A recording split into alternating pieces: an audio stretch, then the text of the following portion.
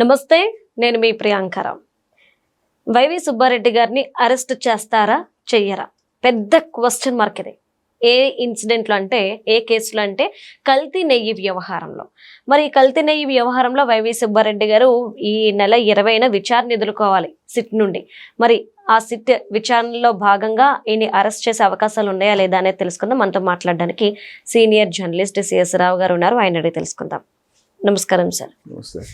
ఈ నెల 20న జరిగే సిట్ విచారణలో వైవి సుబ్బారెడ్డి గారిని అధికారులు అరెస్ట్ చేస్తారా చెయ్యరా? ఇప్పుడు సుబ్బారెడ్డి గారు సిట్ పోలీసులకు చెప్పారట. ఏం చెప్పారంటే, నేను విచారణకు హాజరుగాను, మీరే నా ఇంటికి వచ్చి విచారించండి అని చెప్పాడంట. అంటే నాకు చాలా బిజీ షెడ్యూల్ ఉంది, నేను ఎంపీగా ఉన్నాను, రాజ్యసభ మెంబరు, కాబట్టి మీరు వచ్చి విచారించండి, నాకు టైం వెసులుబాటు అని చెప్పారంట. అంటే విచారణ ఎంత సీరియస్గా జరుగుతుంది అనే దానికి ఇదొక నిదర్శనం కదా. చాలా మంది అనుమానిస్తున్నారు, అసలు ఈ కేసు విచారణ జరుగుతుందా లేదా, పక్కా ఆధారాలు కనిపిస్తున్నా కానీ మీరు ఎందుకు స్పీడప్ కావట్లేదు, ఎందుకు అరెస్ట్ చేయట్లేదు వీళ్ళని అనేటువంటి అనుమానాలు, అలాంటి ప్రశ్నలు ఉత్పన్నం అవుతున్నాయి చాలా మంది దగ్గర నుంచి. ఇప్పుడు వైవి సుబ్బారెడ్డి గారు ఎంపీ అయితే అయి ఉండొచ్చు, కల్తీ నెయ్యిలో క్లియర్ కట్గా సిట్ దగ్గర ఆధారాలు అని చెప్పి సిట్టే చెప్తుంది, పేపర్లో వచ్చింది దాని ప్రకారం. అప్పన్న అనేటువంటి అతని పిఏ ఉంది, అతన్ని విచారిస్తే అతను క్లియర్గా బోలేబాబా డైరీలో ఎవరెవరితో డీల్ కుదుర్చుకున్నాము, ఎక్కడ కుదుర్చుకున్నాము అనేది క్లియర్గా చెప్పారని చెప్పి సిట్ పోలీసులకు సమాచారం ఉందని చెప్పి తెలుస్తుంది. అలాంటప్పుడు వైవి సుబ్బారెడ్డి గారికి నోటీసులు ఆల్రెడీ ఇష్యూ చేశారు, విచారణ రమ్మని. 11వ తారీఖు రాలేదు, మళ్ళీ ఇష్యూ చేశారు 20వ తారీఖు రమ్మని చెప్పి చేస్తే ఆయన ఇచ్చిన రిప్లై ఏంటంటే, నేను బిజీ షెడ్యూల్ ఉంది, మీరే ఇంటికి వచ్చి విచారించండి, నేను కోఆపరేట్ చేస్తాను అని చెప్పి చెబుతున్నాడు.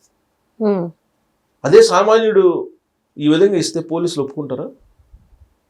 ఒక చిన్న పిటి కేసులు ఏదన్నా పడితేనే ఫోన్ చేసి వస్తావా రావా అని చెప్పి బూతులు తిడతారు వీళ్ళు పోలీసులు.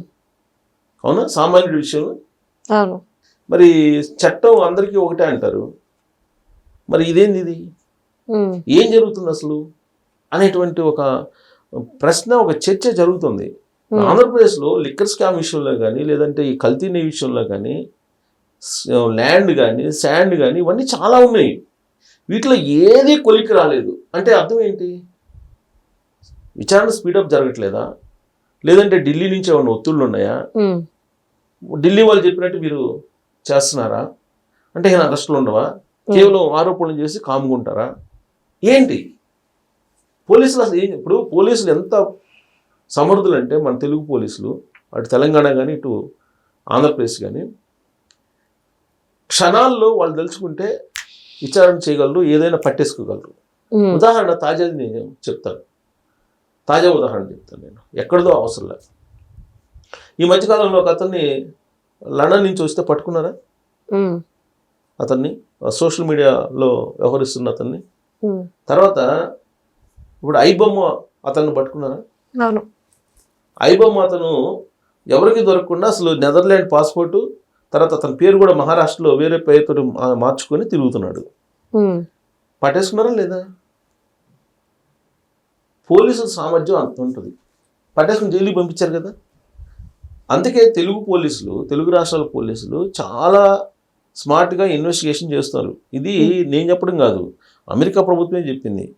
ఇవాంక ఇక్కడికి వచ్చినప్పుడు ఆమెకు చేసినటువంటి సెక్యూరిటీ ఏర్పాట్లు వీటన్నీ చూసిన తర్వాత ద బెస్ట్ పోలీస్ అని చెప్పి అమెరికా వాళ్ళే ఇచ్చారు తెలుగు రాష్ట్రాలకు సంబంధించినటువంటి పోలీసులకి, తెలంగాణకి, ఆంధ్రప్రదేశ్కి. అంత సమర్థత ఉన్నటువంటి పోలీసులు, అంత వేగంగా విచారణ చేసేటువంటి వాళ్ళు ఉన్నారు. టెక్నాలజీ పరంగా కూడా మొత్తం తీసుకుని విచారించాల్సిన వాళ్ళు ఉన్నారు. అయినా కానీ ఈ కేసులు కొలికి రావట్లేదు.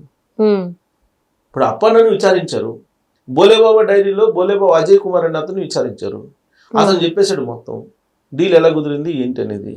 బోలేబాబాలో ఏమేమి కలిపారు, బోలేబాబా కంపెనీలో ఏమేమి కలిపారని చెప్పారు. సింథటిక్ ఆయిల్స్ అండ్ కంపెనీ తోటి ఢిల్లీ నుంచి మేము రసాయనాలు పంపించాము, పామ్ ఆయిల్, కొబ్బరి నూనె, గ్లిజరైడ్ వీటిని పంపించాము అని చెప్పారు కదా. అజయ్ కుమార్ చెప్పిన స్టేట్మెంట్ ఉంది కదా.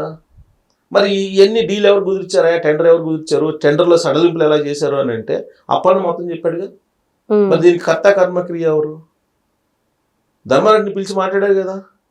ధర్మారెడ్డి చెప్పాడు కదా పయ్యోళ్ళు ఒత్తిడని చెప్పి. ఆ పయ్యోళ్ళు ఎవరు అది తేలాలి కదా. అది తేల్చాలంటే పయ్యోళ్ళని తీసుకురావాలి కదా. ఇప్పుడు వైవి సుబ్బారెడ్డి గారిని తీసుకొచ్చి విచారిస్తే వైవి సుబ్బారెడ్డి గారు ఏం చెప్తారు? ఆయన కూడా నా పయ్యోళ్ళు అని అంటే అప్పుడు ఆ పయ్యోళ్ళు ఎవరో తెలియాలి కదా ప్రజలకు కూడా.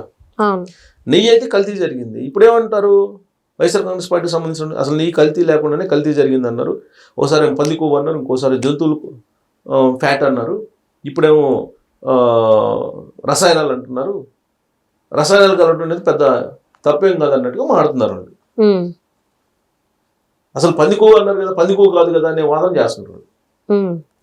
ఇప్పుడు అసలు అప్పన్నాయన అతను అసలు వైవి సుబ్బారెడ్డి పిఏనే కాదని చెప్తున్నారు వాళ్ళు. అతను ప్రస్తుతం తెలుగుదేశం పార్టీకి సంబంధించిన ఒక ఎంపీకి సంబంధించినటువంటి ఎంప్లాయీ. అతను ఆ ఎంపీకి సంబంధించిన కంపెనీలో పనిచేస్తున్నాడు. ఆ ఎంప్లాయీ తోటి అతన్ని అరెస్ట్ చేసేసి వాంగ్మూలం తీసుకొని ఆ వాంగ్మూలం మేరకు వైవి సుబ్బారెడ్డి పిలిచి విచారించాలనుకుంటున్నారు. ఇంతకన్నా దుర్మార్గం లేదని చెప్పి వైసీపీ వాళ్ళు ఎదురుదాడి చేస్తున్నారు. దీనికన్నా సమాధానం చెప్పాలి ఇప్పుడు ఉన్నటువంటి ప్రభుత్వం. అట్లీస్ట్ దానికి సమాధానం చెప్పాలంటే వైవి సుబ్బారెడ్డి పిలిచి ఆధారాలన్నీ ముందు పెట్టి విచారిస్తే అసలు భాగవతం బయటపడుతుంది కదా. సుప్రీంకోర్టు ఆదేశం మేరకు సిబిఐ సిట్టు కలిసి సంయుక్తంగా విచారిస్తున్నటువంటి కేసు ఇది. ఇది ప్రపంచవ్యాప్తంగా ఉండేటువంటి శ్రీవారి భక్తులకు సంబంధించినటువంటి సీరియస్ కేసు ఇది. ఇప్పుడు ఒకటేమో పరకామణి కేసు, ఇంకోటేమో కల్తీ నెయ్యి కేసు. పరకామణి కేసులోనేమో అసలైనటువంటి సాక్షి అనుమానాస్పదలో మరణించారు. ఇప్పుడు ఈ కేసులో కల్తీ నెయ్యి కేసులో ఆల్రెడీ బోలే బాబా దగ్గర నుంచి శ్రీ వైష్ణవి డైరీ ఇవన్నీ ఏఆర్ డైరీ ఎలా టైఅప్ అయిపోయి వీళ్ళ మధ్య అసలు ఎవరు కుదిరిచ్చారు సఖ్యత, ఎక్కడెక్కడ షేర్లు ముడుపులు పంచుకున్నారు, ఆ ముడుపులు ఎక్కడికి వెళ్ళినాయి అనేది సిట్టు దాదాపుగా విచారించింది. అప్పన్న మొత్తం చెప్పాడని చెప్పేసి పేపర్లో వస్తుంది. అసలు అప్రూవ్గా మారాడు ధర్మారెడ్డి అనేది కూడా ఆ మధ్య వచ్చింది. మరి అప్రూవ్గా మారాడో లేదో అని అంటే ఆయనేమో నేను మారలేదు, అప్రూవ్గా మారలేదు, కల్తీ నెయ్యి అనే దాని మీద నేను మాట్లాడాను, అది నాకు సంబంధించినది కాదని చెప్పాను, అది పెద్దలకు సంబంధించిన వ్యవహారం అని చెప్పి ఆయన చెబుతున్నాడు.